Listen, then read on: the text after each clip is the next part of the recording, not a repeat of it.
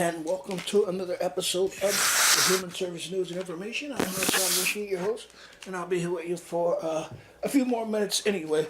Okay, we got about 6 more days before election coming up. It's the general elections. There's a office for our district, our state, federal senators, and governor, the governor's office.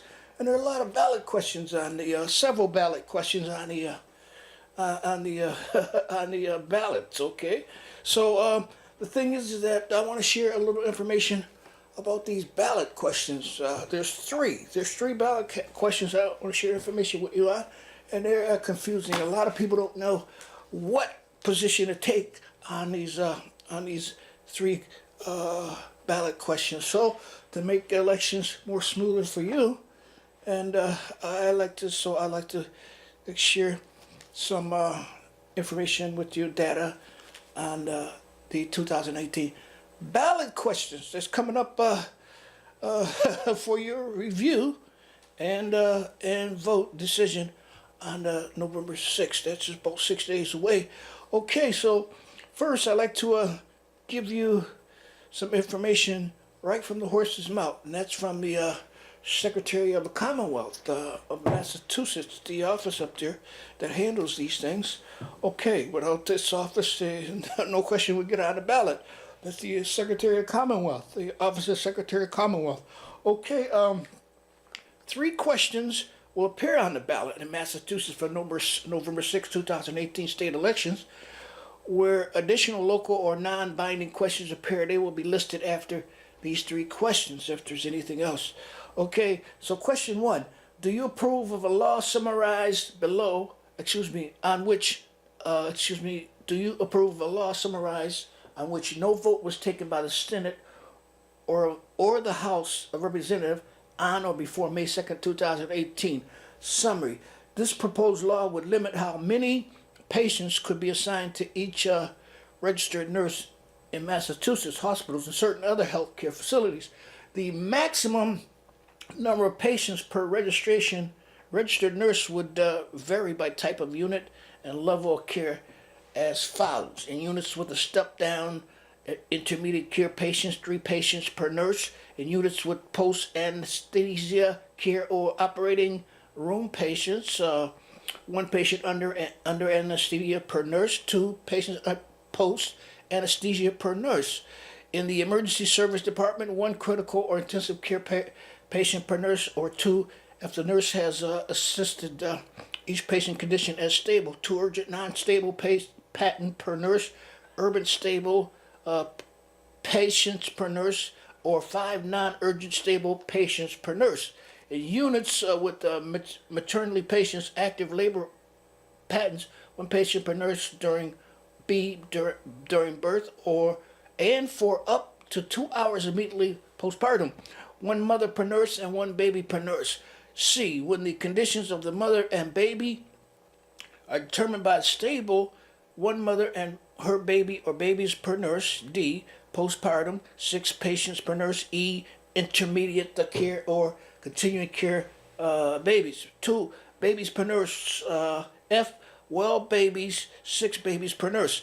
In units with pediatric, medical, surgical, telemetry, or observational outpatients treatment patients, or any other units, 4 patients per nurse. In units with psychiatric or rehabilitation patients, 5 patients per nurse. Okay, the proposed law would require covered facility to comply with patients' assignment limits without reducing its level of nursing service, maintenance, clerical professionals, and others. So you have the option to vote either yes or no on this. That's question number 1. Okay, a yes vote would limit the number of patients that could be assigned to 1 registered nurse in hospitals, certain other healthcare facilities. A no vote would make no changes in current laws relative to patients to nurses' care.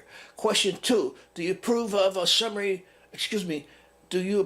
law summarized on which no vote was taken by the Senate or the House of Representatives on or before May 2nd? Summary, this proposed law would create a citizens commission to consider and recommend potential amendments to the United States Constitution to establish that corporations do not have the same constitutional rights as human beings, and that campaign contributions and expenditures might be regulated. Okay, let's get down to a yes vote. A yes vote would create a citizen commission to advance an amendment to the United States Constitution to limit the influence of money in elections and establish that corporations do not have the same rights as human beings.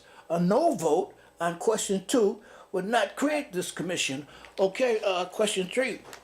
Do you approve a law do you approve a law which would approve the House of Representatives and the Senate on which was approved by the House of Representatives and the Senate on July 7th, 2016. Summary: this law adds gender identity to the list of prohibited grounds for discrimination in places of public accommodation, resorts, or amusement. Such grounds also include race, color, religious creed, national origin, sex, disability, and ancestry. A place of public accommodation, resort, or amusement is defined in existing law as any place that is open to and accepts or solicits the patronage of the general public, such as hotels, stores, restaurants, theaters, sports facilities, hospitals. Gender identity is defined as a person's sincerely held gender related identity, appearance, or behavior, whether or not it is different from that traditional associated with the person's physiology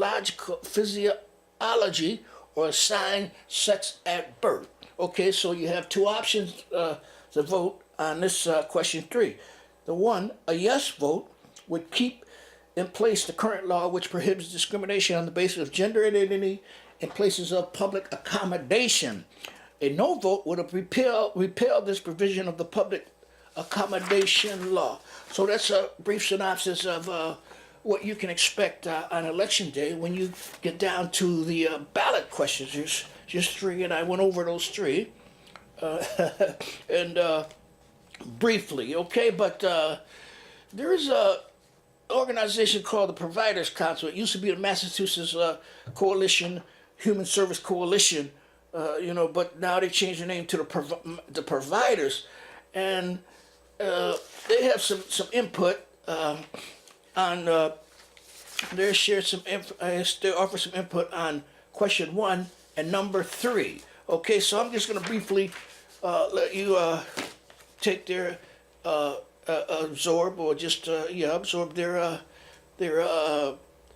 reflections on question number 1 and number 2. Okay, I'm just going to brief account of this. Okay, now here's a question about questions number 1, the ballot initiative for government mandated nursing ratio in hospitals.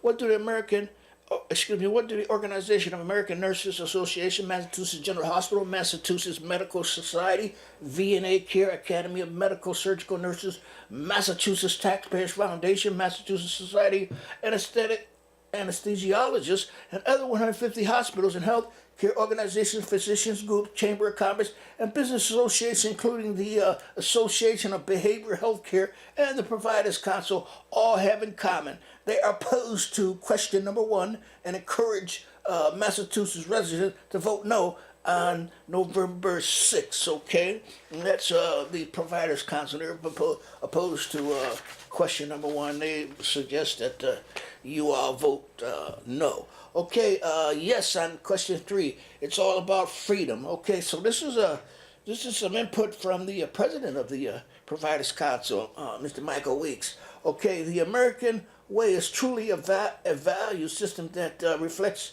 rights embedded in our Constitution, declaring equality for all. It has been grounded in our First Amendment rights for freedom of speech and expression and supported in Title 7 of the Civil Rights Act of 1964, banning discrimination in employment based on race, color, sex, religion, national origin. And for those of us, our neighbors, friends, and family members who are transgender, protections were specifically codified into a law that went into effect more than 2 years ago. On October 1st, 2016, whereupon Massachusetts also banned discrimination in public accommodations based on gender identity, sometimes referred to as the bathroom bill. It's banned discriminates against transgender people in restaurants, public transportation, supporting sporting events, parks, etc. The ballot question 3 challenges their rights to freedom should be voted yes to uphold these protections. So the ballot 3 opposes challenges transgender rights, transgender people's rights.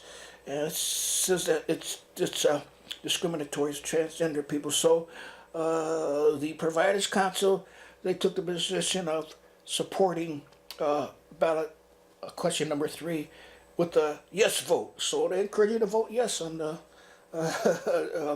question number 3. The Providers Council, its members, Tapestry, Jane Doe, Casamyrna, Papel, and Roxbury Youth Works, as well as professional sports teams like the Celtic, Patriot, Bruins, Revolution, and many faith leaders, business and elected leaders, all in support of Freedom for All Massachusetts campaign to vote yes on question number 3. So they say vote no question 1, vote vote vote yes on question 3, and I suggest that you vote according to what your mind dictates. You know, if your mind tells you to vote no, you vote no. If your mind tells you to vote yes, you vote yes. That's election day, November 6th. That's coming up 6 more days, and I'm sure you'll be hearing more about that here at CCTV. I'm Hasson Rashid.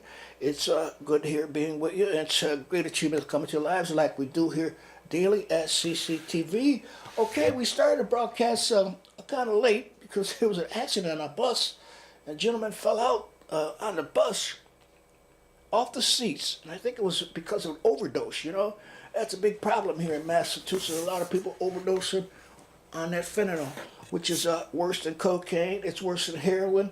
It's worse than marijuana. It's worse than any opiate out there. That fentanyl. So if you can, please stay away from that, and encourage your friends to do the same. So we won't be experiencing these mishaps like folks falling out on the bus in our public coming and goings. Okay, another thing about the opening video, it was a depiction of how beautiful it is out on the countryside in Massachusetts. It is beautiful out there. So I encourage you, if you got your camera ready, get on out to the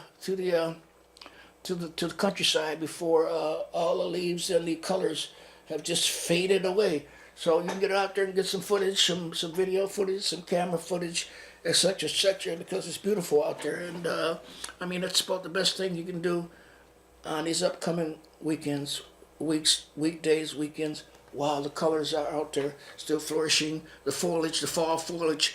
I mean, it's beautiful. So once again, get on out there and enjoy enjoy the fall. You know, I got more for you, but time doesn't permit us to do. We're always limited on what we can do here at CCTV. But I got one more thing I like to remind you of, that there's a class here that's coming up at CCTV. A very important class. It's entitled Mastering Your Voice for Video and Storytelling. That's two sessions, Monday, November 5th, November 19th, 6 to 9 p.m. And there's still time to register for this course. That's $35 for members, $60 for non-members. Enrollment is required, so to sign up, you can call 617-661-6900. That's Cambridge Community Television, 438 Massachusetts Avenue, Cambridge, Massachusetts, 02139. Okay, how do you reach an audience you can't see to tell a story that informs, educate, entertain? How do you arrest the listeners' attention and keep them coming back for more? So they're going to share all this information, good stuff with you on November 5th and November 19th, 2 sessions. So you make sure you signed up. That's 617-661-6900, or you come right on in the door at 438 Massachusetts and inquire about mastering your voice for video and storytelling. Okay, with that, I think I'm going to bring it to a close, but hopefully we'll have more information to share with you next time. But don't forget, now it's beautiful out in the countryside. Get on out and check out the fall foliage 2018 before it's all over, you know. And we should be suspecting snow within a few more days. I say about 30 days we're gonna have some snow. So, but until then, check out the fall foliage. I'm Hasson Rashid, your host of Human Service News and Information. It's always excellent being here with you, and it's also a great achievement to come into your lives like we do here daily at CCTV. So remember, superior wisdom should never, excuse me, keep your nose clean and play it straight, and don't forget to assist or help someone in need of your help or assistance. Okay, until next time, I leave you with the universal cordial as I came, the greeting of peace.